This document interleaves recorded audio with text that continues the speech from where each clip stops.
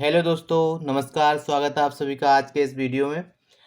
कैसे हैं आप सब लोग? आशा करता हूँ आप सब लोग खुश होंगे, स्वस्थ होंगे और मस्त होंगे। आज हम इस वीडियो में बात करने वाले हैं वेक्टर एनालिसिस के इम्पोर्टेंट क्वेश्चन से रिलेटेड। और ये वेक्टर एनालिसिस के क्वेश्चंस का चौथा पार्ट है और आखिरी होगा, क्योंकि वेक्टर एनालिसिस के जितने भी इम्पोर्टेंट क्वेश्चंस थे मैं आपको करा चुका हूँ। साथ ही साथ मैंने आपको कंटेंट भी करा दिया है। तो इस सीरीज को आगे बढ़ाते हुए शुरू करते हैं हम आज का क्वेश्चन नंबर 52 है। क्वेश्चन क्या है? कह रहे हैं the value of divergence of curl F is. तो डाइवर्जेंस ऑफ कर्ल एफ की वैल्यू हमसे पूछिए क्या होगी। तो सबसे पहले आपको पता होना चाहिए डाइवर्जेंस और कर्ल होते क्या हैं। तो सबसे पहले हम इनको क्या करते हैं, सबसे पहले सिंबॉलिक फॉर्म में लिखते हैं कि डाइवर्जेंस का मीनिंग क्या होता है और कर्ल का मीनिंग क्या होता है। तो डाइवर्जेंस जो होता है उसको लिखते हैं हम डेल और लगा देते हैं एक डॉट। ठीक है ना।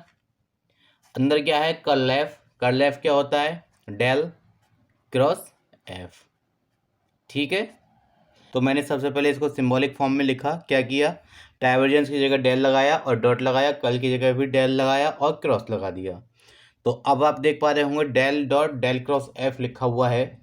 तो क्या आपको ये नहीं लग रहा है कि scalar triple product of del del F बन रहा है यहाँ पे? तो क्या हम इसको ऐसे नहीं लिख सकते हैं? Scalar triple product of del del और एफ। क्योंकि आपको पता होगा जो ए बी सी अगर हमारे तीन वेक्टर होते हैं उनका स्केलर ट्रिपल प्रोडक्ट हम जो फाइंड आउट करते हैं तो किसके इक्वल होता है? इक्वल होता है वेक्टर ए डॉट बी क्रॉस सी। है कि नहीं है? बिल्कुल ये होता है। तो मैं इसको इस तरह से भी लिख सकता हूँ, क्योंकि मेरे पास यहाँ पे अगर ओपन किया हुआ है, एक्सपेंड किया हुआ है, तो मैं उसको कंबाइन करके इस तरह से लिख सकता हूँ। और ये की प्रॉपर्टी होती है स्केलर ट्रिपल प्रोडक्ट की कि अगर तीन में से कोई दो एक जैसे हो जाएं तो उसकी वैल्यू जीरो हो जाती है। यहाँ पे हम देखते हैं हमारे डेल जो हैं दो बार हैं एक जैसे हो गए, इसका मतलब ये हो गया इसकी वैल्यू जीरो हो गई। ठीक है ना। तो आपको प्रॉपर्टीज पता होना चाहिए, आंसर जो है विद इन सेकेंड आ ही जाएगा। That is option number A is the right answer. Option A is the right answer. अब हम बात करते हैं अपने अगले सवाल के बारे में। हमारा अगला सवाल है क्वेश्चन नंबर 54। क्या है? कह रहे हैं पृष्ठ x y cube Z square is equal to 4 के बिंदु -1 -1 2 पर इकाई सदिश अविलंब है। मतलब हमें यूनिट वेक्टर फाइंड आउट करना है, और वो भी कौन सा? Normal to the surface. मतलब unit normal vector to the surface हमको फाइंड आउट करना है। अब unit normal vector to the surface क्या होता है आपको ये पता होना चाहिए। अगर आपने मेरे वीडियोस देखे हैं तो आपको पता होगा कि यूनिट नॉर्मल वेक्टर क्या होता है। किसी भी सरफेस पे हम नॉर्मल वेक्टर फाइंड आउट करते हैं, कैसे करते हैं, और वैसे ही unit normal vector to the surface find out करते हैं। तो इसका मतलब क्या है? तो सबसे पहले मैं आपको बता देना चाहता हूँ unit normal vector to the surface का मतलब क्या हो गया। Unit normal vector to the surface. अब हमें निकालना है, सबसे पहले आपको ये पता होना चाहिए normal vector to the surface क्या होता है। तो normal vector to the surface होता है ग्रेड फाई। ठीक है। फाई क्या होता है हमारा? कोई भी स्केलर फंक्शन होता है। इतना निकाल लिया। ये तो हो गया normal vector to the surface. लेकिन हमें निकालना है unit normal vector to the surface. और हम जब भी किसी वेक्टर का यूनिट वेक्टर फाइंड आउट करते हैं तो कैसे करते हैं? उस वेक्टर को उसके मॉडुलस से डिवाइड कर देते हैं, तो अपॉन में मॉड ऑफ ग्रेड फाई आ जाएगा। ठीक है ना। ये इतना कुछ। और उन्होंने ये कहा है एट द पॉइंट दिस। ठीक है ना। तो ये सब कुछ जो है पी पर आप सेटिस्फाई करा देंगे। अगर मैं इस पॉइंट को पी कह देता हूँ तो इन सब पे आप पी सेटिस्फाई करा देंगे, हमारा आंसर आ जाएगा। तो इन शॉर्ट हमें क्या है? ग्रेड फाइव फाइंड आउट करना है। आपको ये पता होना चाहिए। तो ग्रेड फाइव निकालते हैं, कैसे निकलेगा? तो ग्रेड फाइव निकालने के लिए पहले आपको फाइव पता होना चाहिए। फाइव कैसे निकालेंगे? तो क्या करेंगे, जो फंक्शन हमको गिवन है उस फंक्शन को एक साइड में ले आएंगे। That is phi is equal to हो जाएगा x y cube Z square -4। ठीक है ना। ठीक। डेवर फाइव अपॉन डेवर एक्स निकालो। क्या आएगा? इसका एक्स के साथ डिफ्रेंशिएशन करेंगे। तो एक्स के रेस्पेक्ट में डिफ्रेंशिएशन करेंगे तो क्या मिलेगा हमको? Y cube Z square. ठीक है। ऐसे ही क्या करेंगे? डेवर फाइव अपॉन डेवर वाई निकाल लो। क्या आएगा हमारा? 3xy² Z square. डेवर फाइव अपॉन डेवर जेड भी निकाल लो। क्या आएगा हमारा? 2xy³ Z. ठीक है ना। तीनों निकाल लिए। आप चाहो तो इसमें पॉइंट दिया हुआ है, आप उसको हैंड टू हैंड सेटिस्फाई ही कर दो तो ज़्यादा बढ़िया है, बाद में सेटिस्फाई करने से बेटर रहेगा। तो मैं इसमें वैल्यूज़ भी पुट ही कर देता हूँ। वैल्यूज़ क्या है, y की वैल्यू क्या है हमारी -1, ठीक है, और z जो है 2 है, तो 2 2 या 4 डेट इज -4, और ये क्या रहेगा हमारा 3x y² z² date is z² 4 हो गया, 4 3 जा 12 हो गया, और y² 1 हो गया, x माइनस का है तो माइनस का कितना हो जाएगा 12, 2 2 जा 4 3 जा 12। ऐसे ही इसका है तो इसका निकालते हैं, क्या रहेगा हमारा x/3, तो x और y क्यूब के मल्टीप्लाई करोगे तो प्लस का 1 मिलेगा, साथ साथ में 2 और 2 2 जा 4 डेट इज 4, ये इसका आ गया। तो ये हमको क्या मिल गया, डेवर 5 अपॉन डेवर एक्स, डेवर 5 अपॉन डेवर वाई और डेवर 5 अपॉन डेवर जेड हमको मिल गया। तो हम यहाँ से क्या निकालेंगे, सबसे पहले निकालेंगे ग्रेड 5 क्या होगा। ग्रेड 5 होता है क्या, आई डेवर 5 अपॉन डेवर एक्स डेट इज माइनस का 4i माइनस का 12j प्लस का 4k के, ठीक है ना। जितना कॉमन है आप वहाँ से कॉमन ले सकते हैं, कोई भी प्रॉब्लम उसमें है नहीं। चाहें तो आप कॉमन ले लें और ना चाहें तो आप ऐसे भी छोड़ सकते हैं, उससे हमें कोई इशू नहीं है। तो आई कैप प्लस जे कैप, लेकिन 3, ठीक है ना, प्लस और ये माइनस का के कैप आ जाएगा क्योंकि हम माइनस कॉमन ले चुके हैं। इतना कर लिया। अब इसके बाद हमें फाइंड आउट क्या करना है, हमें फाइंड आउट करना है ग्रेड 5 अपॉन में मॉड ऑफ ग्रेड 5, ठीक है। तो मॉड ऑफ ग्रेड 5 हमको फाइंड आउट करना है, कैसे करेंगे वो आपको पता होना चाहिए। तो मुझे इसका निकालना है मॉडुलस, तो क्या करूँगा, स्क्वायर रूट ऑफ इसके कोफिशिएंट का स्क्वायर प्लस इसके कोफिशिएंट का स्क्वायर प्लस इसके कोफिशिएंट का स्क्वायर, और जो कॉमन टर्म होता है जैसे कि यहाँ पे -4 था तो इसको मॉड लगा के बाहर कर लेते हैं तो ये प्लस का 4 हो जाएगा। जब हम मॉडुलस फाइंड आउट कर रहे होते हैं, जो कॉमन टर्म होता है, साइन से मतलब नहीं है हमें, साइन हमेशा ही पॉजिटिव लेंगे क्योंकि वो मॉडुलस की वजह से पॉजिटिव हो जाएगा क्योंकि एक नंबर क्वांटिटी है ये। तो क्या हुआ, ये 4 था, -4 प्लस का 4 हो जाएगा, अंदर कितना आएगा 3 का स्क्वायर 9, इसका स्क्वायर 10 और इसका स्क्वायर 10, 11 हो गया। तो 9 + 1 that is square root of 11। अब जैसा भी हमको निकालना था निकाल लिया। अब फार्मूले में पुट कर देते हैं, पुट करने पे हमें क्या मिलेगा, -4, ये ग्रेड 5 निकाला था ना हमने, तो -4 एज इट इज इस पर पुट कर दिया, अपॉन में इसका मैंने मॉडुलस को पुट कर दिया, मॉडुलस ले +4 स्क्वायर रूट ऑफ 11, 4 से 4 कैंसिल आउट हो जाएगा तो बचेगा क्या, माइनस का I cap plus 3j cap minus K cap upon square root of 11, that is option number C is the right answer. Option number C is the right answer. अब हम इसमें आगे बात करते हैं अपने अगले सवाल के बारे में। तो हमारा नेक्स्ट क्वेश्चन है क्वेश्चन नंबर 55, क्या है, कह रहे हैं if the function F is irrotational, ये वेक्टर हमको एफ गिवन है और कहा है कि ये इरोटेशनल है तो हमें ए की वैल्यू फाइंड आउट करनी है। ये ए दे रखा है, इस ए की वैल्यू फाइंड आउट करनी है। पीजीटी 2013 में क्वेश्चन आया हुआ है, बहुत ही ज़्यादा इंपॉर्टेंट है क्योंकि आपको पता होना चाहिए कि कोई भी वेक्टर इरोटेशनल होता है, इसका मीनिंग क्या हुआ। सबसे पहले तो यही इंपॉर्टेंट है कि इरोटेशनल की डेफिनेशन क्या होती है, मीनिंग क्या होता है। जब भी कोई वेक्टर इरोटेशनल होता है, इसका मतलब यह हो गया कर्ल एफ जो होगा उस फंक्शन का या उस वेक्टर का कर्ल जो होगा उसकी वैल्यू 0 होगी। ये तो मीनिंग होता है इरोटेशनल का। अब आपको ये मालूम पड़ गया कि इरोटेशनल का मीनिंग क्या होता है, curl F is equal to 0। तो हमें simple curl F find out करना है, ठीक है ना। कर्ल एफ कैसे फाइंड आउट करोगे, आपको पता होना चाहिए। यहाँ पे आई कैप, ये जे कैप और ये के कैप, क्रॉस प्रोडक्ट तो आपको करना आता ही होगा, ठीक है। कर्ल एफ है डेवर अपॉन डेवर एक्स, डेवर अपॉन डेवर वाई, डेवर अपॉन डेवर जेड। ऐसे ही मैं देखता हूँ इसमें आई जे के कोफिशिएंट्स क्या हैं, x² plus ay² plus x, इसका है minus times 2xy plus y और इसका है 0। अब क्या आप इसको ओपन नहीं कर सकते, बिल्कुल ओपन कर सकते हैं। आई टाइम्स क्या करेंगे, इसके इसकी मल्टीप्लाई या इसका इसके साथ डिफरेंशिएशन 0, इसका जेड के साथ डिफरेंशिएशन कितना हो जाएगा 0, ठीक है ना। माइनस जे कैप टाइम्स क्या आएगा, इसका एक्स इसके साथ डिफरेंशिएशन 0 माइनस इसका जेड के साथ डिफरेंशिएशन 0, ठीक है ना, प्लस के कैप टाइम्स क्या आएगा, इसका एक्स के साथ डिफरेंशिएशन होगा, कितना मिलेगा हमें, माइनस का 2y, ठीक है।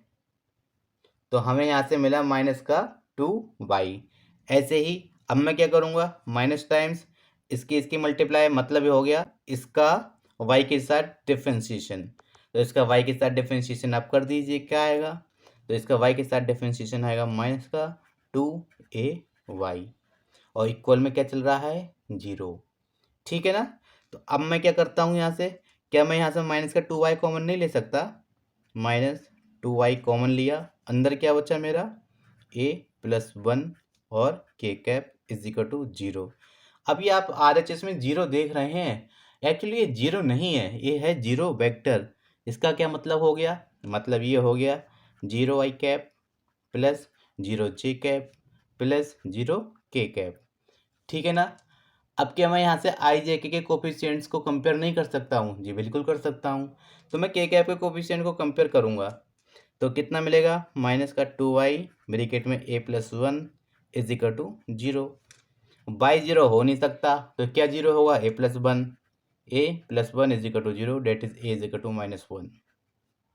हमसे a की वैल्यू तो इन्होंने पूछी थी कि a की वैल्यू क्या होगी, तो a की वैल्यू होगी -1, that is option number B is the right answer, ठीक है।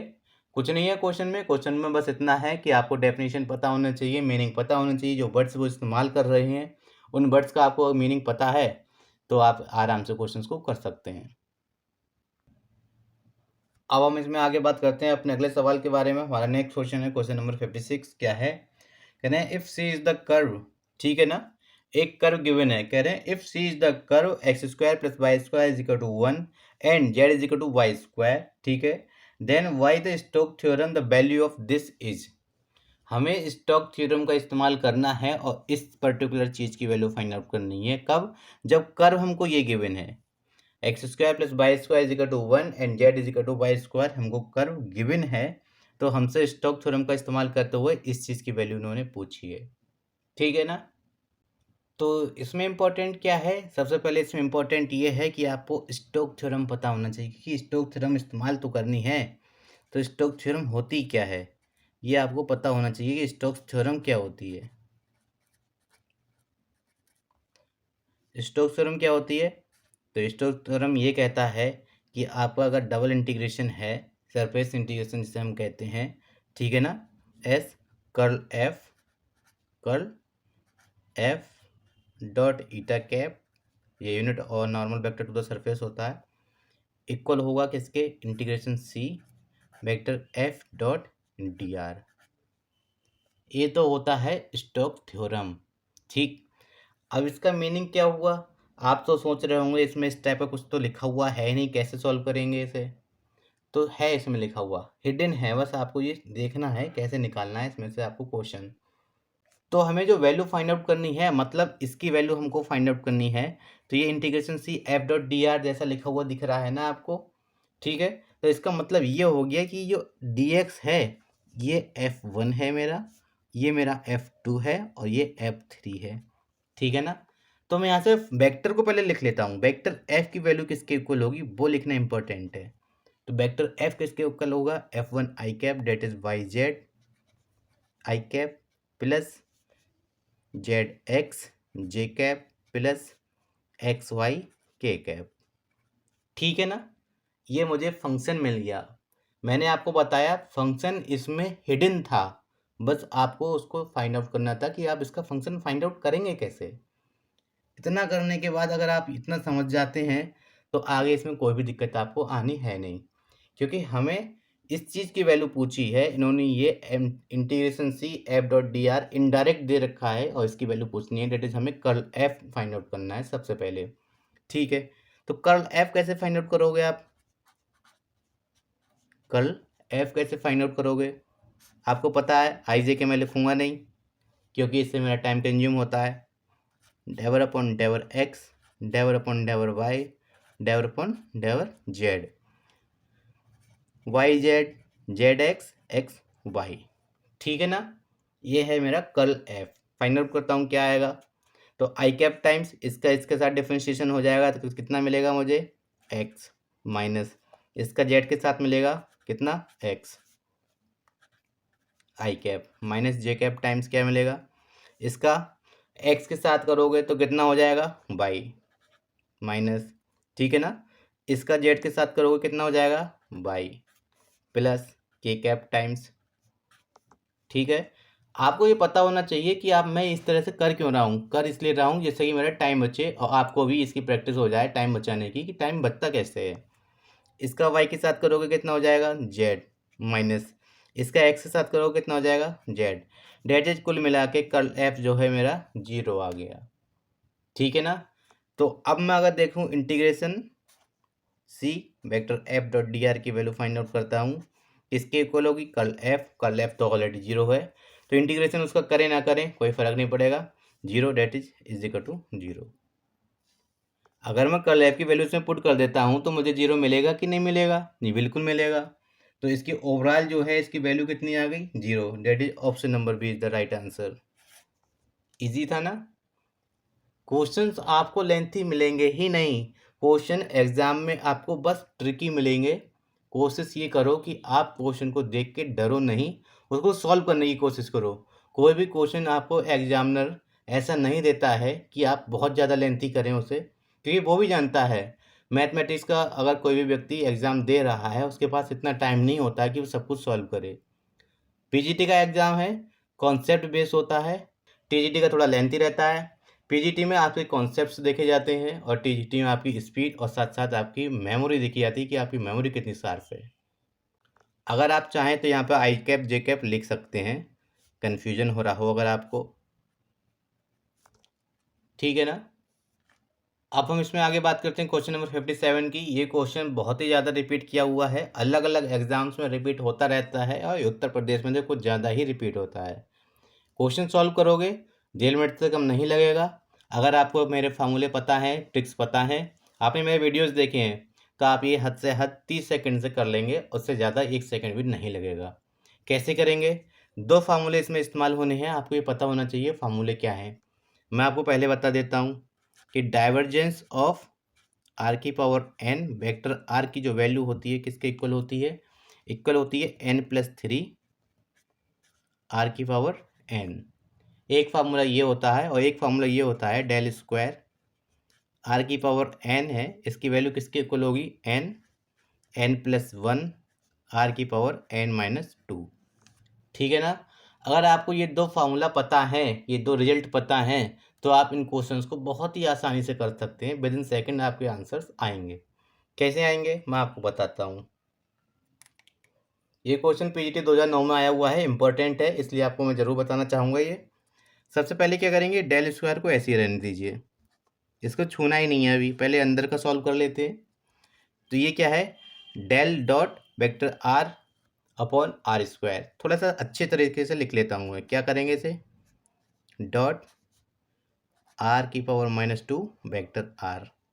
नहीं लिख सकता क्या, बिल्कुल लिख सकता हूँ, क्योंकि ये अपॉन का आर स्क्वायर था, ऊपर ले गया -2 पावर हो गया, और -2 पावर हो गया। अब मैं इस फॉर्मूले का इस्तेमाल कर सकता हूँ कि नहीं कर सकता हूँ, जी बिल्कुल कर सकता हूँ। तो क्या आएगा इसका, अगर मैं एन की जगह -2 पुट करता हूँ तो मैं मिलेगा यहाँ से 1, डेट इज आर की पावर -2 मुझे यहाँ से मिल गया।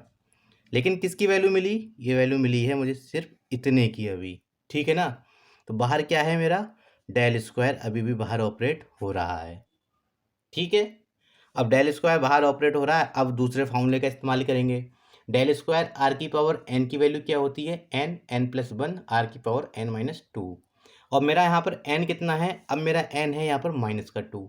ठीक है, मैं पुट कर देता हूँ -2, और -2 इसमें पुट करता हूँ तो -1 मिलेगा मुझे, और आर की पावर -2 और -2 that is -4, that is 2 into are की power -4 is the answer, that is option C. Option C is the right answer. वैसे आप इस क्वेश्चन को सॉल्व करोगे तो बहुत ही ज़्यादा लेंथी हो जाएगा और टाइम कंज्यूमिंग है। अगर चाहें तो आप इसका डायरेक्ट रिजल्ट याद कर सकते हैं, अगर रिजल्ट याद करना नहीं चाहते हैं तो आप ये तो फार्मूले तो इस्तेमाल कर ही सकते हैं। और ये ऐसा नहीं है कि इस पर्टिकुलर क्वेश्चन में इस्तेमाल किए जा रहे हैं, नहीं, इसका इस्तेमाल पूरे वेक्टर एनालिसिस में इतना ज़्यादा किया गया है कि आप इससे अपने क्वेश्चंस को सॉल्व करने में कम से कम टाइम लें। और अगर आपको ये नहीं पता है तो आप उन क्वेश्चन को करने में कम से कम 1 मिनट ले लेंगे और वहीं आपका टाइम कंज्यूम हो जाएगा। अब हम इसमें आगे बात करते हैं अपने नेक्स्ट क्वेश्चन के बारे में। क्वेश्चन नंबर 58 है। 58 क्या है? तो कह रहे हैं the value of divergence of vector A cross R cross A is where A is a constant vector. तो हमें इस चीज़ की वैल्यू फाइंड आउट करनी है जबकि ए जो है एक कांस्टेंट वेक्टर है। ठीक है ना। सबसे इस टाइप के क्वेश्चन पे सबसे पहले एक काम ये किया कीजिए कि जो वेक्टर ए दे रखा होता है आप उसको एज्यूम कर लें। चाहें तो A1 आई कैप प्लस A2 जे कैप प्लस A3 के कैप, क्योंकि ये कांस्टेंट वेक्टर है तो A1 A2 A3 की वैल्यू कांस्टेंट ही तो होंगी। अपनी मर्जी से हमने A1 A2 A3 इनको एज्यूम कर लिया। ठीक है। तो अब सबसे पहले क्या करेंगे, इसके अंदर की जो वैल्यूज़ है उसकी वैल्यू फाइंड आउट करेंगे। मतलब vector A cross R cross A, इसकी वैल्यू फाइंड आउट करेंगे क्या होगी। ये आपको है इस वेक्टर स्केलर, ये है वेक्टर ट्रिपल प्रोडक्ट। कैसे ओपन करेंगे, इसके साथ dot product that is vector A dot vector A और बाहर आ जाएगा मेरा वेक्टर आर माइनस वेक्टर ए डॉट वेक्टर आर और बाहर आ जाएगा मेरा वेक्टर ए। ठीक है ना। अब एक चीज़ मुझे आप ये बताएं कि ए और ए की मल्टीप्लाई आप करेंगे तो आपको क्या मिलेगा, ए स्क्वायर मिलेगा नहीं मिलेगा। और ए स्क्वायर एक वेक्टर क्वांटिटी रहेगी या फिर स्केलर क्वांटिटी रहेगी, तो जी बिल्कुल डॉट प्रोडक्ट के बाद आपको हमेशा एक स्केलर क्वांटिटी मिलती है, तो ए स्क्वायर एक स्केलर क्वांटिटी है। ठीक है ना। साथ में क्या आएगा, वेक्टर आर माइनस। ठीक है। अब क्या करेंगे आप, इनकी इसके साथ मल्टीप्लाई करेंगे तो आपको क्या मिलेगा, A1 x plus A2 y plus A3 z मिलेगा या नहीं मिलेगा। क्योंकि आर की वैल्यू आपको पता होगी, इतना कुछ मैं करा चुका हूँ तो इतना तो आपको पता होना चाहिए कि आर क्या होता है। तो वेक्टर आर होता है एक्स आई cap plus Y J cap plus Z K cap. ठीक है ना। तो वही वैल्यूज़ हैं, इनकी डॉट प्रोडक्ट मैंने निकाल दिया। साथ में है वेक्टर ए। वेक्टर ए की जगह भी आप चाहो तो वैल्यू पुट कर सकते हो, क्या, A1 आई कैप प्लस A2 जे कैप, ठीक है ना, और प्लस A3 के कैप। ये है इसकी वैल्यू, पुट कर दी इसमें। ठीक है। मैं आपको ये इसलिए कराना चाह रहा हूँ, वरना मैं आपको इतना डिटेल में कराऊंगा ही नहीं, क्योंकि मैं हमेशा ही समेशन का इस्तेमाल करता हूँ वेक्टर एनालिसिस में, जिससे मेरी कम से कम कॉपी भरी जाए और कम से कम मुझे लिखना पड़े और जिससे मैं ज़्यादा से ज़्यादा टाइम बचा सकूँ। इन शॉर्ट में इसको इस तरह से लिख सकता हूँ, क्या चीज़, ए स्क्वायर सिग्मा एक्स और आई कैप, अगर आई बाहर निकाल लीजिए, चलिए यहाँ पे रहने दीजिए। ठीक है ना, माइनस समेशन। अब मैं क्या करूँगा, इसकी पूरे के साथ मल्टीप्लाई करेंगे नहीं करेंगे, जी आप बिल्कुल करेंगे। ठीक है। तो इसकी पूरे के साथ आप मल्टीप्लाई कर लो, कर लेंगे। क्या आएगा, A1 x plus A2 y plus A3 z और साथ में एक A1 और आ जाएगा। ठीक है ना। समेशन लगाया है, इसका मतलब मुझे सिर्फ पहला पार्ट लिखना है, बाकी के साथ मल्टीप्लाई करने की ज़रूरत नहीं है, अंडरस्टूड है। ठीक ना। अब इतना करने के बाद हमें करना क्या है, हमें निकालना है divergence of this. Divergence of this निकालना है, तो कैसे निकालेंगे, अब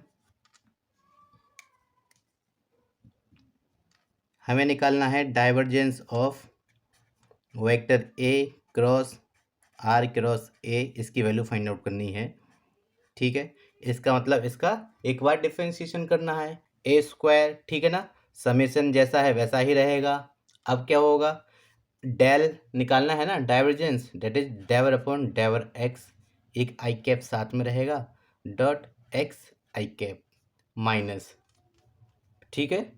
अब एक चीज़ आप देख पा रहे होंगे इसमें कि इसके साथ मल्टीप्लाई करेंगे, आई के साथ करनी है, फिर से वही कि समेशन आई कैप डॉट डेवर अपॉन डेवर एक्स और साथ में ये पूरा, ये इसके साथ में यहाँ पर लिख जाएगा और ये आई कैप के साथ में ये भी चीज़ आ जाएगी। तो आप इसको मल्टीप्लाई करो, चलिए मैं लिख देता हूँ,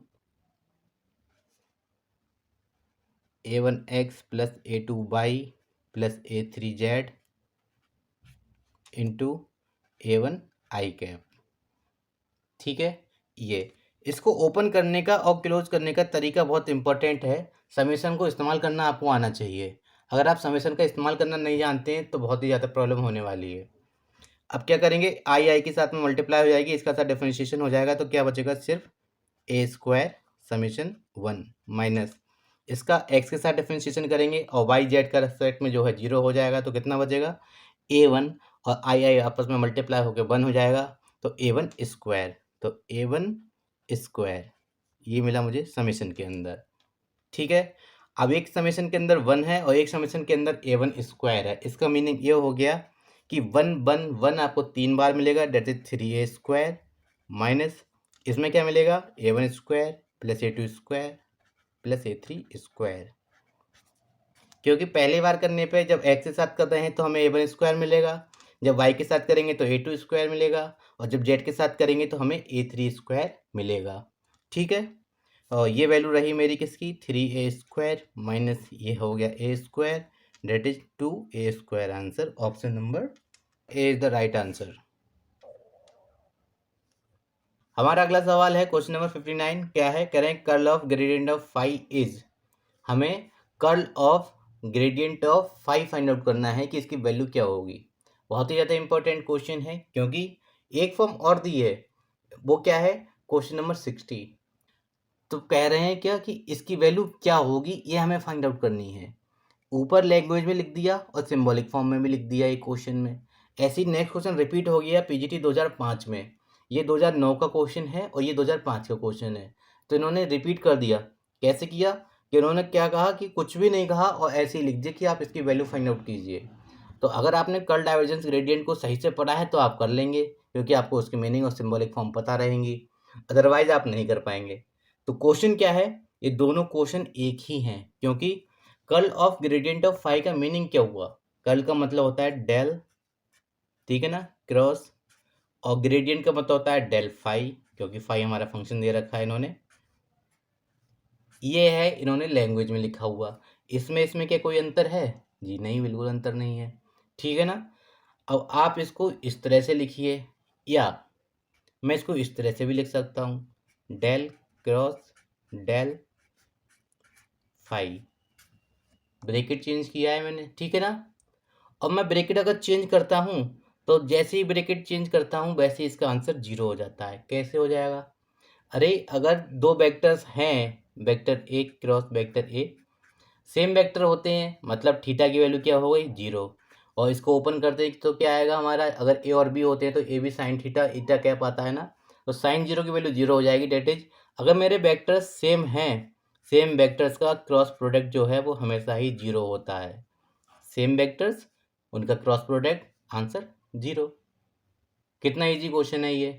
तो क्वेश्चन नंबर 59 और 60 एक ही क्वेश्चन है, अलग अलग लैंग्वेज लिखी है उन्होंने। उन्होंने क्या करा है कि उन्होंने ये किया है, कैंडिडेट को घुमाने की कोशिश की है कि कैंडिडेट जो है क्वेश्चन को गलत करे, जबकि इस क्वेश्चन में कुछ भी नहीं है। आप 2-3 सेकंड के अंदर इसका आंसर देख सकते हैं कि इसका आंसर क्या आएगा। कितना इजी क्वेश्चन है।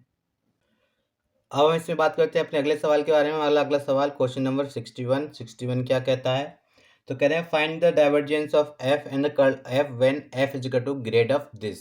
एक फंक्शन हमको गिवन है या एक वेक्टर हमको गिवन है, उसका डाइवर्जेंस ऑफ कर्ल हमें फाइंड आउट करना है। ठीक है ना, कोई बात नहीं है, ठीक है ना। ठीक, सॉल्व करते हैं, कैसे करेंगे इसे। सबसे पहले फाइंड आउट करते हैं हम divergence of F. Divergence of F find out करते हैं, वो क्या रहेगा। सबसे पहले इसकी डेफिनेशन का इस्तेमाल करते हैं, डेल डॉट एफ। एफ क्या है, इंपॉर्टेंट ये है कि एफ क्या है, F grade of this they रखा है, ठीक है ना। तो मैं थोड़ा सा इसको सही तरीके से लिखूंगा, vector del dot grad of this का मीनिंग समझते हैं आप, del of x cube plus y cube plus z cube minus 3xy z, ये इन्होंने दे रखा है। मतलब क्या हुआ, इन्होंने ये एक डेल जो है हिडन है, इन्होंने ग्रेडियंट में दे रखा है। फंक्शन के अंदर इन्होंने एक ग्रेड दे रखा है, मतलब फंक्शन के अंदर एक डेल दे रखा है ऑलरेडी। फंक्शन को इन्होंने इस तरह से कस्टमाइज़ किया है कि क्वेश्चन कैसे भी करके ना बहुत जल्दी उसका आंसर आ जाए, लेकिन कैंडिडेट फंक्शन को जब देखे तो वो ये सोचे कि ये क्वेश्चन कुछ ज़्यादा ही टफ है। इस वजह से उन्होंने फंक्शन को इस तरह से घुमाया है। अब इसको सॉल्व करते हैं, क्या होगा इसका। इसकी आपस में मल्टीप्लाई है तो दो वेक्टर्स की डॉट प्रोडक्ट करते हैं तो उसका मॉडल्स मिल जाता है, that is del square x cube plus y cube plus z cube minus 3xyz। ठीक है ना, ये तो हो गया इसका। अब आपको ये पता होना चाहिए कि डेल स्क्वायर कैसे फाइंड आउट करते हैं। तो इस पूरे फंक्शन का एक्स के रेस्पेक्ट में 2 बार डिफरेंशिएशन होगा, तो क्या आएगा हमारा, इसका एक बार करेंगे 3x², दूसरी बार करेंगे तो कितना हो जाएगा मेरा 6x, और इसका एक बार करेंगे तो मेरा कितना हो जाएगा 3yz, और अगली बार करोगे आप तो हो जाएगा 0। ऐसे ही y का करना है हमें, तो हम y का करेंगे, क्या आएगा हमारा 3 into 2y plus 3 into 2z। ठीक है ना, that is 6x plus y plus z. ये वैल्यू हो गई किसकी, डाइवर्जेंस ऑफ एफ की। डेल स्क्वायर के मीनिंग आपको पता होना चाहिए, डेवर 2 अपॉन डेवर एक्स स्क्वायर प्लस डेवर 2 अपॉन डेवर वाई स्क्वायर प्लस डेवर 2 अपॉन डेवर जेड स्क्वायर। मतलब क्या हुआ, इस पूरे फंक्शन का एक्स के साथ 2 बार डिफरेंशिएशन, पूरे फंक्शन का वाई के साथ 2 बार डिफरेंशिएशन, पूरे फंक्शन का जेड के साथ 2 बार डिफरेंशिएशन। जब आप उसको 2 बार डिफरेंशिएशन करोगे एक्स वाई जेड के रिस्पेक्ट में तो आपको यही मिलेगा, that is 6 times x plus y plus z. ठीक है,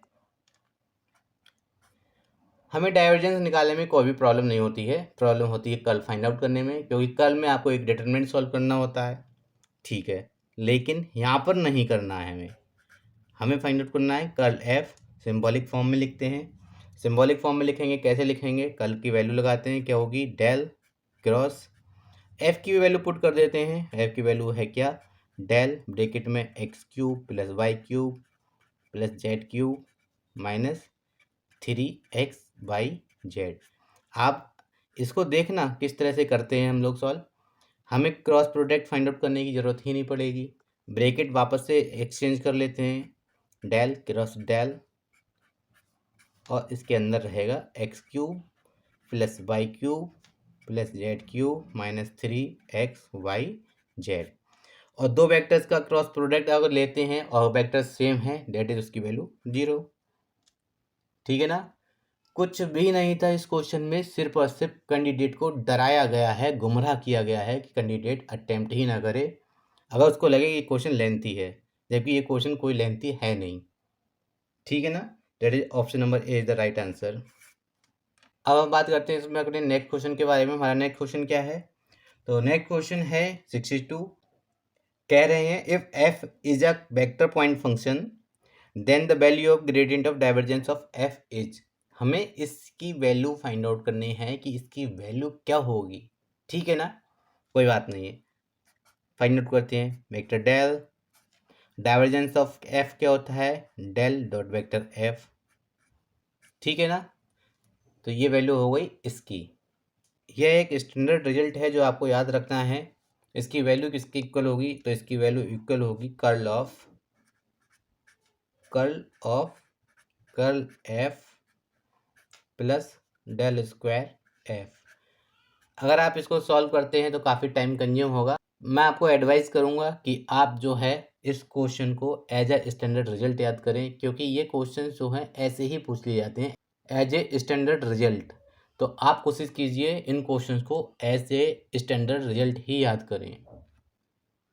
अब हम इसमें बात करते हैं अपने अगले सवाल के बारे में। तो हमारा अगला सवाल है, क्या है, कह रहे हैं वेक्टर दिस इज एक ऑप्शंस, एक वेक्टर ये दे रखा है और हमसे कहा है कि एक वेक्टर जो है कैसा होगा। 4 ऑप्शंस दे रखे हैं। ऑप्शन है कि ओनली सोलेनॉइडल, ओनली इरोटेशनल या सोलेनॉइडल एंड इरोटेशनल बोथ, और नाइदर सोलेनॉइडल नॉर इरोटेशनल।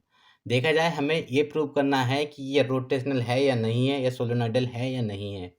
तो आपको ये पता होना चाहिए कि रोटेशनल और सोलेनॉइडल की प्रॉपर्टीज़ क्या होती हैं। हमें फाइंड आउट क्या करना है, तो हमें फाइंड आउट करना है divergence of F, divergence of F. और क्या फाइंड आउट करना है, हमें फाइंड आउट करना है कर्ल एफ, क्योंकि अगर ये दोनों जीरो आ गए, ठीक है, अगर ये दोनों जीरो आ जाते हैं तो मैं एक सोलेनोइडल कहूँगा इससे रिलेटेड, और इससे रिलेटेड कहूँगा कि ये वेक्टर जो है इरोटेशनल होगा। बहुत ही ज़्यादा इंपॉर्टेंट क्वेश्चन है, LT 2018 और TGT 2016 में आया हुआ है, इंपॉर्टेंट क्वेश्चन है। और करेंगे कैसे, आपको दिख रहा होगा मेरे पास स्पेस इतना ही है, क्योंकि मैं आपको पहले ही बता देना चाहता हूँ इन क्वेश्चंस को सॉल्व करने की ज़रूरत ही नहीं है, मैंने आपको इन क्वेश्चंस के फार्मूले पहले ही लिखा चुका हूँ। तो क्या है, एक फार्मूला ये रहता है कि डाइवर्जेंस ऑफ r की पावर n वेक्टर r जो है किसके इक्वल होता है, n+3 r की पावर n, ठीक है ना। और यहाँ पर मैं देखता हूँ n की वैल्यू कितनी है, तो यहाँ पर n की वैल्यू है -3, क्योंकि मैं इसको अगर सही से लिखूँ तो इसको ऐसे लिख सकता हूँ वेक्टर r और r की पावर -3, इस तरह से मैं इसको लिख सकता हूँ।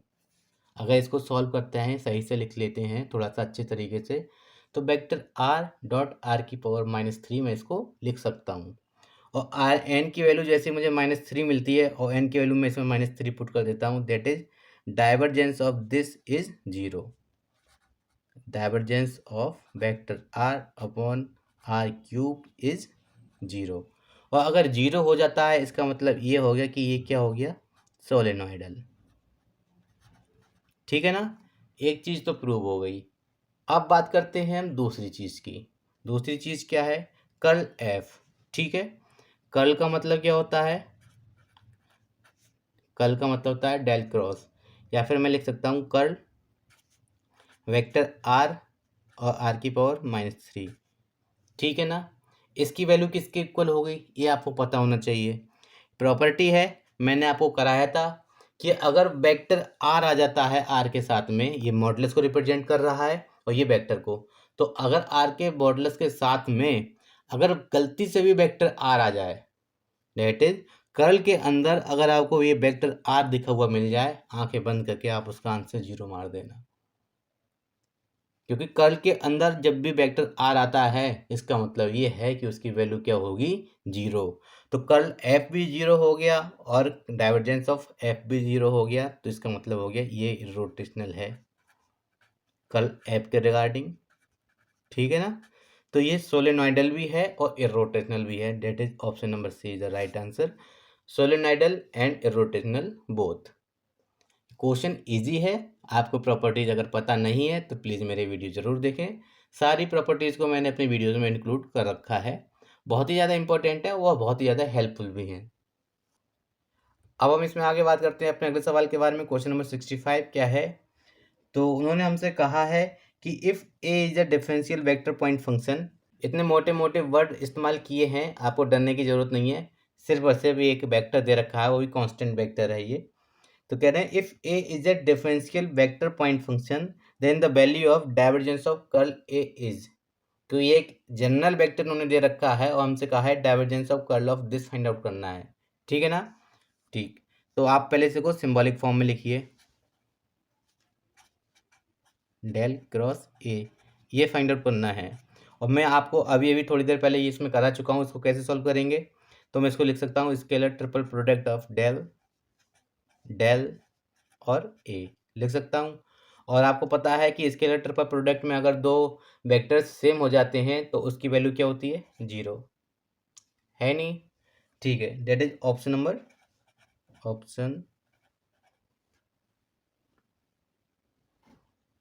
ए इज द राइट आंसर। कितना इजी था। अब हम बात करते हैं अपने अगले सवाल के बारे में। क्वेश्चन नंबर 66 क्या कहता है, तो कह रहे हैं a vector field function F is given by, एक फील्ड है या फिर एक वेक्टर हमको दे रखा है, क्या है, vector F is equal to sine Y I cap plus X time 1 plus cos Y J cap, then integration of vector F dot D R over a path या सर्कुलर पाथ इन्होंने एक दे रखा है कि X square plus Y square is equal to A square and Z is equal to 0। तो हमें इस चीज़ की वैल्यू फाइंड आउट करनी है इस पाथ पर, F vector F dot D R find out करना है, पाथ हमको ये दे रखा है और एक ये दे रखा है, ठीक है ना। तो सबसे पहले आप एक चीज़ नोट कीजिए, जेड 0 है ना, इसका मतलब ये हो गया डी जेड भी तो 0 होगा, होगा या नहीं होगा? जी बिल्कुल होगा। तो थोड़ा सा एफ डॉट डी आर को सिंप्लीफाई कर लेते हैं, integration C vector F dot D r, ठीक है ना। इसको मैं ऐसा लिख सकता हूँ, इंटीग्रेशन सी और एफ डी आर की वैल्यू आपको पता होगा क्या होता है, डी एक्स आई cap plus D Y J cap plus D Z K cap. इसकी आपस में मल्टीप्लाई हो जाएगी, डेट इज क्या हो जाएगा हमारा, साइन बाई, ठीक है ना, D x plus X times one plus cos by D Y, और डी जेड तो जीरो हो ही जाएगा, तो प्लस में मैं जीरो लिखूं या ना लिखूं एक ही बात है, ठीक है ना। अब आपको अगर इतना समझ में आ गया हो, यहाँ से यहाँ तक मैंने कैसे लिख दिया, मैंने कुछ किया ही नहीं, सिंपल इसकी मल्टीप्लाई कर दिया, vector F dot D R था, डॉट प्रोडक्ट मैंने ओपन कर दिया और ये लिख दिया। क्योंकि अब तो मुझे अपना इस्तेमाल करना है, जो ट्रिक है मुझे अब इस्तेमाल करनी है, तो वो ट्रिक क्या है आपको पता होना चाहिए कि अगर इस तरह से लिखा हुआ है तो मैं इसको आगे कैसे सॉल्व करूँगा। तो आपने एक थ्योरम जो है पढ़ी होगी, ग्रीन थ्योरम, भाई ग्रीन थ्योरम क्या कहती है कि अगर integration C phi d x plus psi d y दे रखा है, किसके इक्वल होगा, डबल इंटीग्रेशन या सरफेस इंटीग्रेशन डेवर साई अपॉन डेवर एक्स माइनस डेवर फाई अपॉन डेवर वाई और साथ में डी एक्स और डी वाई। होता है या नहीं होता है? जी बिल्कुल होता है। अगर आप इसको ऐसे ही सॉल्व करेंगे, ऐसा नहीं है कि आपका आंसर इससे नहीं आएगा, जी आएगा, लेकिन 2 मिनट से कम में नहीं आएगा। हमें टाइम बचाना है तो ग्रीन थ्योरम का इसमें इस्तेमाल कर लेना है। जैसे ही मैं इसमें ग्रीन थ्योरम का इस्तेमाल करता हूँ तो मैं इसको इस तरह से लिख सकता हूँ, डेट इज क्या हो गया, इज इक्वल टू इंटीग्रेशन, इसकी वैल्यू किसके इक्वल हो जाएगी, अब ये सिंगल था या लीनियर था या कर्व इंटीग्रल था, कन्वर्ट हो जाएगा सरफेस इंटीग्रल में, ठीक है ना। और साथ में क्या आएगा, इसका डिफ्रेंशिएशन हो जाएगा एक्स के रेस्पेक्ट में, that is one plus cos by, one plus cos by, ठीक है ना, माइनस इसका हो जाएगा किसके रेस्पेक्ट में, वाई के रेस्पेक्ट में, डेट इज कॉस बाई, ठीक है।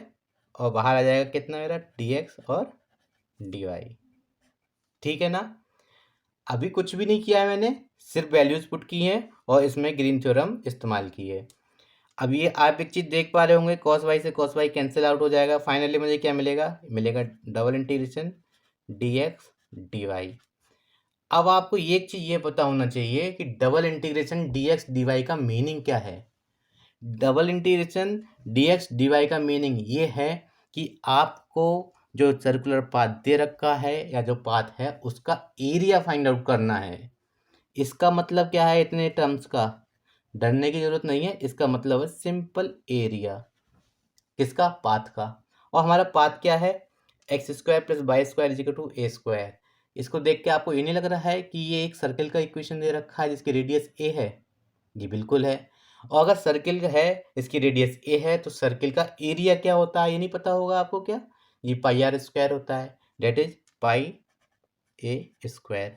आंसर सॉल्व करना था? बिल्कुल भी सॉल्व नहीं करना था। क्या था इसमें, सिर्फ और सिर्फ ग्रीन थ्योरम का एप्लीकेशन था।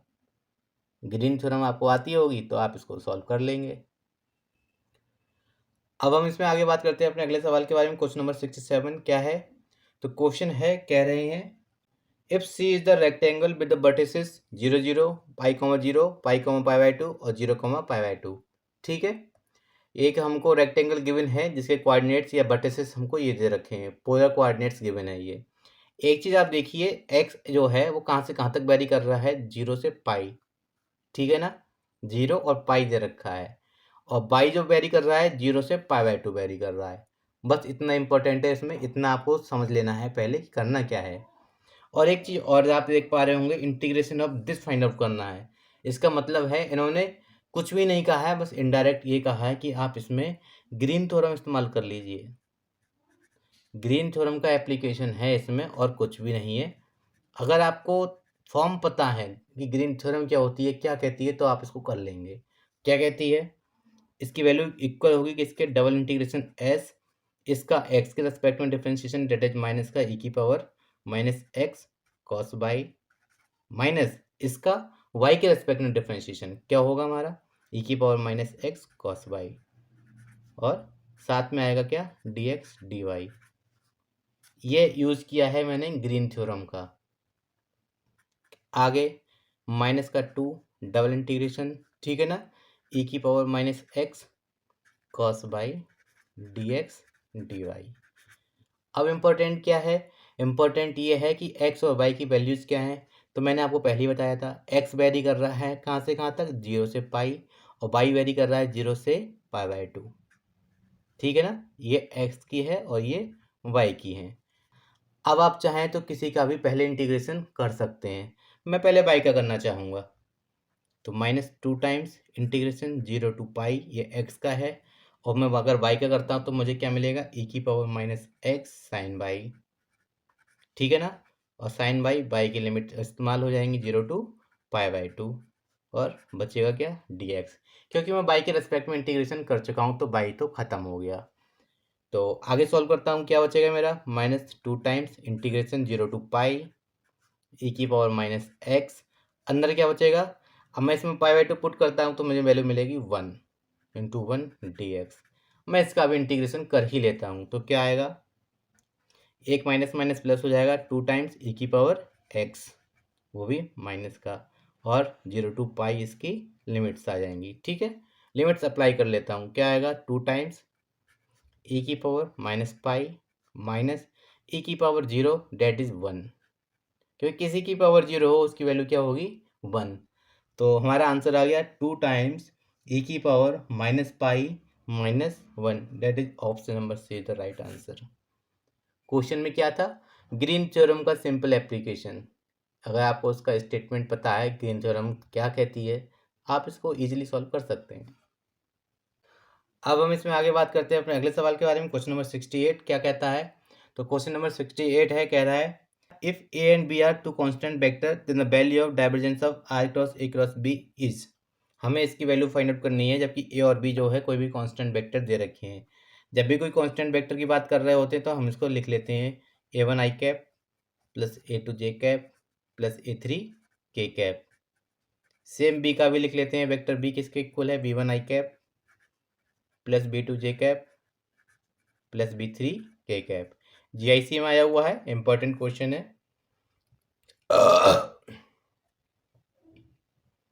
अब क्या करेंगे, सबसे पहले हम r cross a cross b की वैल्यू फाइंड आउट करेंगे। क्या चीज़, r cross a cross b, इसकी वैल्यू हम पहले फाइंड आउट कर लेते हैं, क्या आएगी, तो इसकी वैल्यू आएगी vector R dot vector B, बाहर आ जाएगा vector A minus vector B dot vector A, और बाहर आ जाएगा वेक्टर आर। ठीक है ना, अब हमें ज़रूरत है इसको समेशन की फॉर्म में लिखने की। हम इसको समेशन की फॉर्म में कैसे लिखेंगे,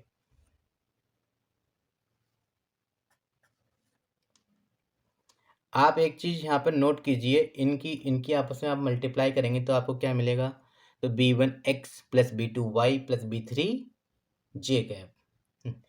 आप इसको सॉल्व करेंगे तो आपको क्या मिलेगा, आपस में इनकी मल्टीप्लाई करेंगे तो b1x plus b2y plus b3 z आपको मिल जाएगा, और साथ में इसकी मल्टीप्लाई कर लेंगे तो आपको क्या मिलेगा। तो मैं इसको डायरेक्ट ही समेशन की फॉर्म में आपको लिख के बताता हूँ क्या मिलना है। इसमें a1 है, बाहर है, आपको एक चीज़ पता होगा कि आर डॉट पी जब भी डॉट प्रोडक्ट निकालते हैं तो वहाँ से हमें हमेशा एक न्यूमेरिकल वैल्यू या स्केलर क्वांटिटी मिलती है। स्केलर क्वांटिटी का कोई भी फर्क नहीं पड़ता है किस चीज़ पे, समेशन का। तो समेशन किसके रिगार्डिंग काम करेगा, इस वेक्टर के, डेट इज आई कैप आएगा, a1 आएगा, साथ में इन दोनों की मल्टीप्लाई आएगी, तो वो क्या आएगी, b1x plus b2y plus b3z minus, अब ये vector B dot vector A है, ठीक है ना, समेशन से बाहर आ जाएगा। पूछो क्यों, मैंने आपको भी बताया कि डॉट प्रोडक्ट से हमें हमेशा ही एक स्केलर क्वांटिटी मिलती है, और स्केलर क्वांटिटी का कोई भी मतलब नहीं रहता है समेशन के लिए। तो ये हो जाएगा बाहर, और अंदर बचेगा क्या, समेशन आई एक्स। ठीक है ना, ठीक, इतना कर लिया। इतना करने के बाद अब हम बात करते हैं किस चीज़ की, जो हमें निकालना है कि divergence of vector R cross vector A cross vector B, इसकी वैल्यू हमें निकालनी है। अब बात करते हैं इसकी, इसका भी हम समेशन अंदर ऑपरेट करते हैं। इसका मतलब होता है आई डेवर अपॉन डेवर एक्स प्लस जे डेवर अपॉन डेवर वाई प्लस के डेवर अपॉन डेवर जेड, उसको भी समेशन के अंदर ऑपरेट करना है। तो इसकी आई वालों की आपस में मल्टीप्लाई हो जाएगी, हो जाएगा 1, दैट इज समेशन डेवर upon डेवर x of A1 bracket में B1 x plus B2 y plus B3 z, ठीक है ना, माइनस इसके अंदर क्या आएगा,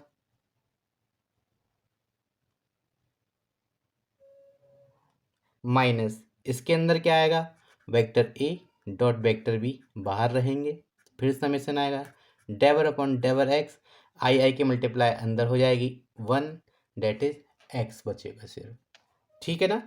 तो यहाँ से हमें क्या मिलता है, हम देखते हैं, हमें मिलेगा यहाँ से A1 B1, क्योंकि x के साथ मल्टीप्लाई करोगे तो ऑपरेट करने के बाद इसका डिफरेंशिएशन हो जाएगा, और जो है उनके साथ उसका डिफरेंशिएशन 0 हो जाएगा। तो हमें मिलेगा यहाँ से समेशन A1 B1, ठीक है ना, minus vector A dot vector B और समेशन के अंदर 1। अभी A1 B1 का मतलब समझते हैं, 3 बार मिलेगा आपको, A1 B1 plus A2 B2 plus A3 B3 minus 1 1 1, that is 3 times मिलेगा, 3 टाइम्स वेक्टर ए डॉट वेक्टर बी। और ये A1 B1 क्या है, अगर आप इन दोनों की मल्टीप्लाई करोगे तो आपको A1 B1 plus A2 B2 plus A3 B3 नहीं मिलेंगे, that is vector A dot vector b है, vector A dot vector b minus 3 times vector A dot vector b, that is 2 times minus का vector A dot vector b, the answer.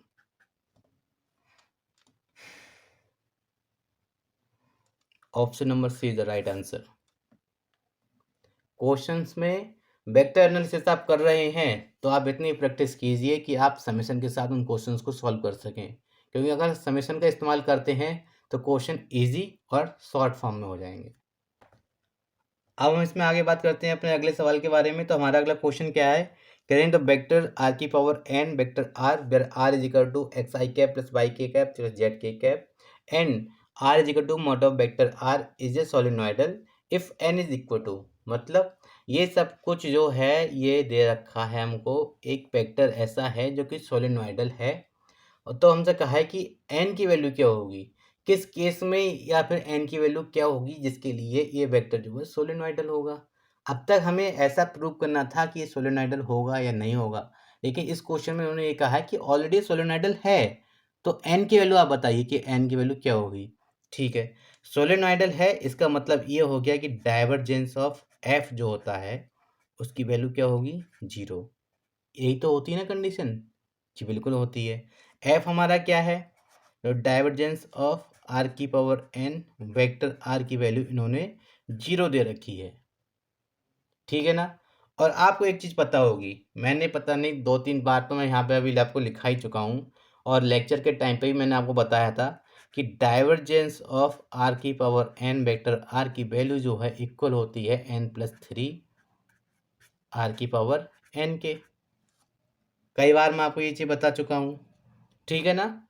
ठीक है, तो इसको मैं replace कर देता हूँ किस चीज़ से, n+3 आर की power n is equal to 0।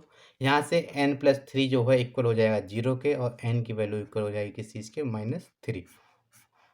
That is option number D is the right answer.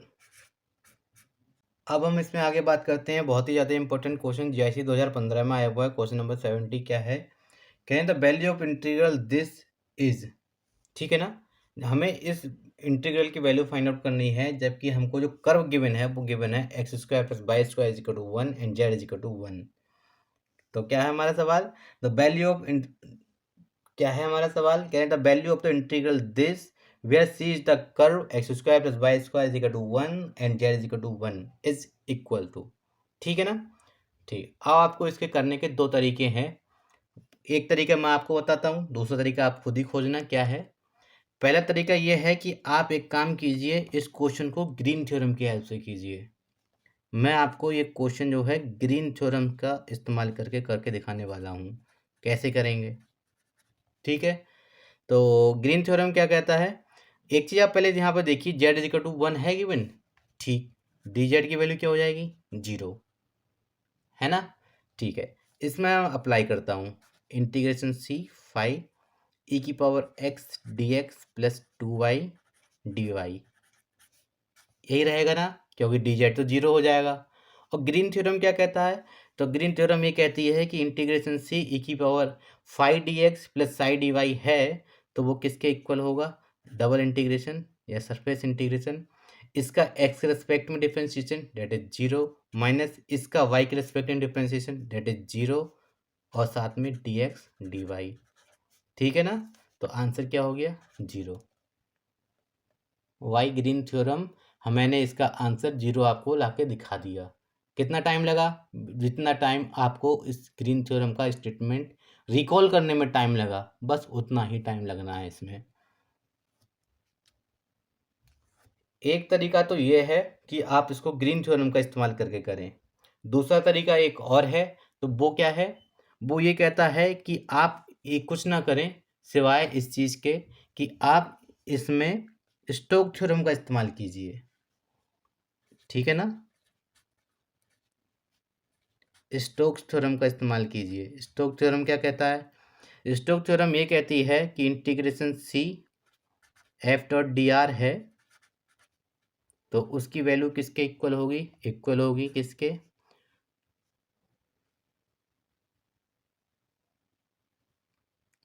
उसकी वैल्यू जो है इक्वल होगी किस चीज़ के, surface integration curl F dot eta cap into d s, इस चीज़ के वैल्यू इक्वल होगा। ठीक है ना, तो अब आप क्या करें, इसमें कर्ल एफ फाइंड आउट कर लें।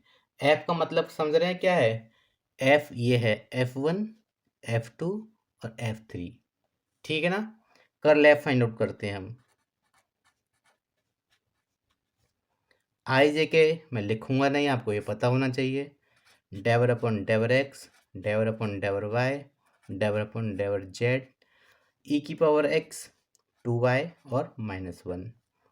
ठीक है ना, क्या आएगी इसकी वैल्यू, इसका इसके साथ डिफरेंशिएशन हो जाएगा जीरो, माइनस इसका इसके साथ डिफरेंशिएशन जीरो, ये आई कैप के साथ आएगा माइनस जे कैप टाइम्स इसका इसके साथ डिफरेंशिएशन, या फिर इसका इसके साथ डिफरेंशिएशन जीरो, माइनस इसका डिफरेंशिएशन इसके साथ हो जाएगा जीरो प्लस के कैप टाइम्स।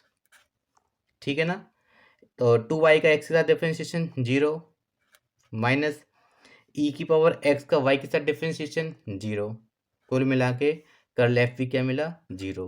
और अगर कर्ल एफ जीरो है तो मैं इस वैल्यू को उठा के इसमें पुट कर देता हूँ, तो इसकी भी वैल्यू जीरो मिल जाएगी। तो आप चाहो तो ग्रीन थ्योरम का इस्तेमाल करें, या आप चाहें तो स्टोक्स थ्योरम का इस्तेमाल करें, दोनों ही थ्योरम से इसका आंसर जो है जीरो ही आना है। बहुत ही ईजी क्वेश्चन है, अगर आपको ये चीज़ें आती हैं तब।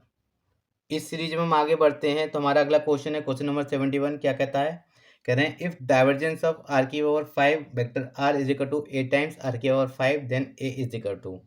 अब इतना इजी क्वेश्चन है, सिंपल प्रॉपर्टी आपको इस्तेमाल करनी है। प्रॉपर्टी क्या है कि डाइवर्जेंस ऑफ आर की पावर एन वेक्टर आर की जो वैल्यू है इक्वल होती है किस चीज़ के, n+3 आर की पावर एन के। ठीक है ना, ये चीज़ होती है। तो हम यहाँ पे देखते हैं एन की वैल्यू क्या है हमारी 5। ठीक है, तो ये हो जाएगा 5 + 3 डेट इज 8। चलिए एक बार लिख देता हूँ मैं, एन की वैल्यू क्या है 5, तो 5 + 3 आर की power 5 is equal to A into are की पावर 5। यहाँ से मैं कंपेयर करता हूँ आर की पावर 5 का कोफिशिएंट, तो ए इज इक्वल टू हो जाएगा मेरा answer 8, that is option number D is the right answer. अब हम बात करते हैं अपने अगले सवाल के बारे में। हमारा अगला सवाल क्या है, कह रहे हैं the value of del square 1/r where R is equal to mod of R is. हमें इसकी वैल्यू फाइंड आउट करनी है, तो फिर से वही आपको फार्मूला पता होना चाहिए कि डेल स्क्वायर आर की पावर एन की वैल्यू जो है इक्वल होती है किस चीज़ के, n+1 आर की पावर n-2। थोड़ा सा मैं इसको सॉल्व करता हूँ, सिंप्लीफाई करके लिख लेता हूँ। मैं लिख लूँगा कैसे, आर की पावर -1। ठीक है, तो यहाँ पर n की वैल्यू जो है किसके इक्वल है, n की वैल्यू इक्वल है -1 के। इस फार्मूले में मैं -1 पुट कर देता हूँ n की जगह पर, तो मुझे क्या मिलेगा, -1 × 0 इंटू आर की पावर -3 डेट इज 0। कितना ईजी है, सिंपल फार्मूला है, ये प्रॉपर्टीज हैं, आपको याद हैं तो बहुत अच्छी बात है। और अगर याद नहीं है तो प्लीज़ मेरे लेक्चर्स ज़रूर देखिए। मैंने जो वीडियो बनाए हैं उसमें सारी ही जितनी अब तक पूछी गई हैं वेक्टर एनालिसिस का पूरा निचोड़ है। एक ही एक प्रॉपर्टी मैंने आपको कराई है, कम टाइम में ज़्यादा देने की कोशिश की है, जिससे कि आपका टाइम बर्बाद ना हो और आप इधर उधर ना भटकें। तो प्लीज़ मेरे वीडियोस ज़रूर देखिए। अगर पसंद आए तो लाइक कीजिए, सब्सक्राइब कीजिए। आपका एक सब्सक्रिप्शन हमारे लिए बहुत ही ज़्यादा इम्पोर्टेंट है। अब हम बात करते हैं इसमें अगले सवाल के बारे में। हमारा अगला सवाल क्या है? करें the work done in moving a particle in a force field F this along the line joining the point this and this। तो मतलब क्या हुआ कि मतलब हमें वर्क डन फाइंड आउट करना है कैस कब, जब एक पार्टिकल मूव कर रहा है यहाँ से लेके यहाँ तक। ठीक है ना? मूविंग पार्टिकल है तो आपको मूविंग पार्टिकल की पोजीशन को डिस्क्राइब करना पड़ेगा कि मूविंग पार्टिकल है तो उसकी पोजीशन क्या है किसी भी टाइम टी पर। ठीक है ना? तो एक चीज़ मैं आपको बताता हूँ कि टी कैसे एज्यूम करते हैं। तो let the position of moving particle, M P लिख देता हूँ मैं, मूविंग पार्टिकल इज आर। तो आर की वैल्यू आपको पता होगी क्या होगी, एक्स आई cap plus Y J cap plus Z K cap. ठीक है? अगर मैं यहाँ पे लिख देता हूँ at any time T, at any time T, तब क्या होगा? तब यहाँ पर हमें एक्स वाई जेड की वैल्यूज जो है वो चेंज करनी होंगी। तो x किसके इक्वल होगा? x यहाँ से इक्वल हो जाएगा दिस माइनस दिस। अगर मैं p और q कह देता हूँ उसको, तो हमें पी क्यू निकालना है। तो q माइनस पी, तो x बराबर हो जाएगा क्या? 2t। y बराबर क्या हो जाएगा? t। और z बराबर हो जाएगा क्या? 3t। ठीक है ना? ये x, y और z की वैल्यूज हैं। dx किसके इक्वल होगा? dx अपॉन dt की बात कर रहा हूँ मैं यहाँ पर। dx इक्वल होगा 2 टाइम्स dt। y या फिर dy इक्वल होगा dt और dz इक्वल होगा 3 टाइम्स dt। ठीक है ना? इतना हो गया। अब हमें निकालना है क्या? Work done. हमको निकालना है वर्क डन। वर्क डन किसके इक्वल होगा? Vector f dot D R के। ठीक है ना? तो vector f dot D R के इक्वल होता है हमारा वर्क डन। f हमारा क्या है वो आपको पता होना चाहिए। f ऊपर गिवन है ऑलरेडी। ठीक है, लेकिन हमारा जो f गिवन है वो हमारा x बाई जेड में गिवन है। हमें x बाई जेड रिप्लेस करना है किस चीज़ में? t में, क्योंकि डी आर की जगह हमें पुट करना है डी टी। या फिर मैं इसको इस तरह से भी लिख सकता हूँ, vector f dot D R upon D T into D T. ये थोड़ा सा सिंपल हो गया। ठीक है ना? जैसे कि D R upon D T, या फिर ये रहा मेरा D R upon D T, D x upon D T निकाल लूँ। तो इन शॉर्ट ये वैल्यू जो है हमें लिखनी है 3x² और dx की जगह क्या लिखना है? 2dt plus 2xz। ठीक है ना? ये 2x की जगह क्या लिखना है मुझे? 2t और z की जगह लिखना है 3t माइनस, और y की जगह लिखना है सिंपल t, और dy की जगह लिखना है क्या? dt। आप शायद थोड़ा सा यहाँ पे कंफ्यूज हो।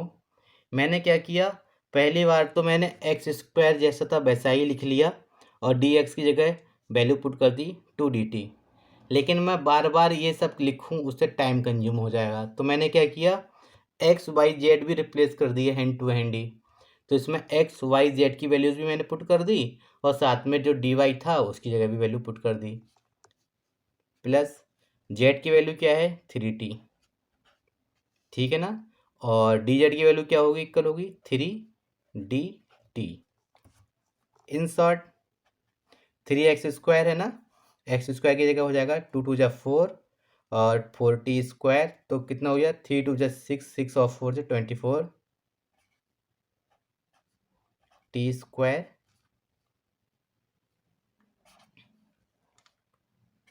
प्लस ये कितना हो जाएगा? 3 2 जा 6 और 6 2 जा 12 t² माइनस t प्लस 3 3 जा 9 टी और डी टी बाहर। सॉल्व कर लेते हैं। क्या आएगा, ये हो जाएगा मेरे 36 टी स्क्वायर प्लस का 8 टी डी टी। ठीक है ना।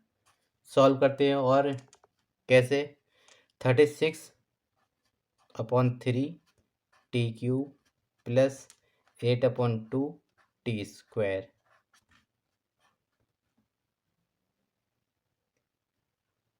और टी कहाँ से कहाँ तक वेरी करेगा आपको ये भी तो निकालना है।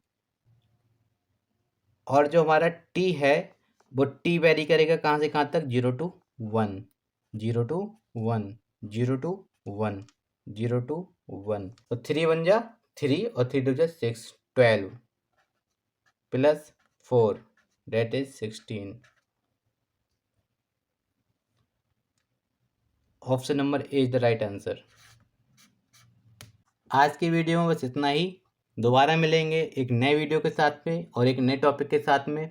वेक्टर एनालिसिस के जो जितने भी इम्पोर्टेंट क्वेश्चंस थे, इम्पोर्टेंट प्रॉपर्टीज़ थी और इम्पोर्टेंट फार्मूला और कॉन्सेप्ट जो थे मैं आपको करा चुका हूँ। वेक्टर एनालिसिस का आपसे इससे बाहर नहीं पूछा जाएगा। जितना मैंने कराया है अगर आप उतना करते हैं तो मुझे नहीं लगता कि आपसे वेक्टर एनालिसिस का कोई भी क्वेश्चन जो है मिस होगा। अगर आपको मेरा वीडियो अच्छा लगा हो, कंटेंट अच्छा लगा हो तो प्लीज़ मेरे चैनल को ज़रूर सब्सक्राइब करें, वीडियो को लाइक करें, शेयर करें। आपका एक सब्सक्रिप्शन हमारे लिए बहुत ही ज़्यादा इम्पोर्टेंट है, तो प्लीज़ चैनल को ज़रूर सब्सक्राइब करें। Thank you, thanks for watching, thanks a lot.